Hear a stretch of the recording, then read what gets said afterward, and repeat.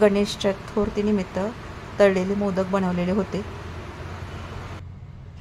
यासाठी कणिक घेतलेली आहे, मग घट्टसर मळून खोबरं 1 वाटी खिसून घेतले, 1 वाटी गूळ घेतलाय, थोडेसे ड्रायफ्रुट्स घेतलेत, बदाम, काजू, पिस्ते आपल्याकडे जे असतील ते बारीक करून घ्यायचे। आता एक खोबरं आणि ड्रायफ्रुट्स बारीक करून, खोबरं खिसलेलं आणि हे ड्रायफ्रुट्स एकत्र करून भाजून घ्यायचे छान।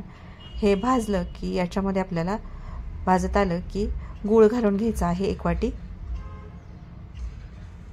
या स्टेजला तुम्ही थोडंसं तूपही घालू शकताय, तुम्हाला जर ओलसर सारण आवडत असेल तर।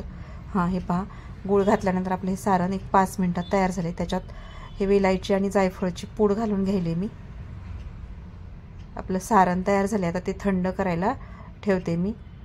झटपट होतात हे मोदक, तळलेले मोदक चवीला पण छान लागतात हे। आता मी हे ड्राय केलेलं आहे, तुम्हाला जर थोडंसं ओलसर आवडत असेल तर तुम्ही तूप घालून त्याच्यात ओलसरपणा आणू शकता। आता हे कणिक घेतली थोडीशी मी, जेवढे मोदक करायचे आहेत तेवढीच,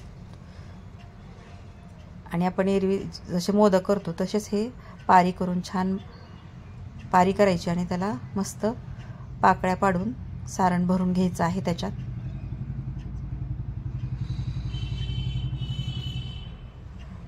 पातळ पारी करायची, एकदम जेवढी पातळ करता येईल तेवढी पातळ करायची, जाड केली तर थोडीशी कडक होतात मग मोदक। सारण आता जेवढं बसेल तेवढं बसून घ्यायचं आणि अशा कडेने पाकळ्या पाडून घ्यायच्या, तुम्हाला जसं जमेल तसं पाकळ्या पाडून घ्यायच्या आहेत। आणि हे सारण सगळं एकत्र करून त्याला मस्त मोदकाचा आकार देऊन घ्यायचा आहे। तुम्हाला हवे जसं सोपं पडतंय तसं तुम्ही त्याला आकार देऊन घेऊ शकता। तर हे माझे पहा एक तयार झालेला आहे। असेच आता मी सगळे मोदक तयार करून घेणार आहे। सारण जेवढं बसवता येईल तेवढं बसवायचं आहे आणि एक काळजी घ्यायची, पारी पातळ करायची आपली, जेणेकरून मोदक चवीला खूप छान होतात तळल्यानंतर। कणिक जास्त असेल तर मग चव थोडीशी वेगळी लागते त्याची। हे पहा, त्याला पाकळ्या तुम्हाला जशा जमतात तशा पाडून घ्यायच्या आहेत। इथं आता मी दरवेळेस गणपतीला याच सारणाच्या 2 करंज्या बनवून घेत असते नैवेद्यासाठी। आपण नेहमी करंजीला आकार देतो तसंच याच पिठाचा आणि याच सारणाच्या आपण करंज्या 2 बनवून घेतलेल्या आहेत। आणि गणपतीच्या नैवेद्याला वळी लाडू देखील करतात, कणिकेमध्ये थोडंसं गूळ मिक्स करून त्याचे वळी लाडू देखील करतात नैवेद्यासाठी। आता हे सगळं करायला माझे आता मोदक सगळे करून झालेले आहेत। हे पहा, आता हे आपल्या नैवेद्याचं मोदक तयार आहेत। हे तेल तापायला ठेवले, तोपर्यंत मी तळून घेणार आहोत हे सगळे मोदक। आता आपण तेल छान तापले, आता आपलं सुरुवातीला मी ह्या करंज्या तळून घेते अगोदर। गणपतीला हे आवडतात असं म्हणतात, म्हणून नैवेद्यासाठी मी चतुर्थीच्या दिवशी आवर्जून नक्कीच करते। ते अगोदर फक्त करंजाच मी तळून घ्यायले 2 घट चांगलं व्यवस्थित दाबून घ्यायचं। आता ही माझी थोडीशी एक सुटलेली पहा,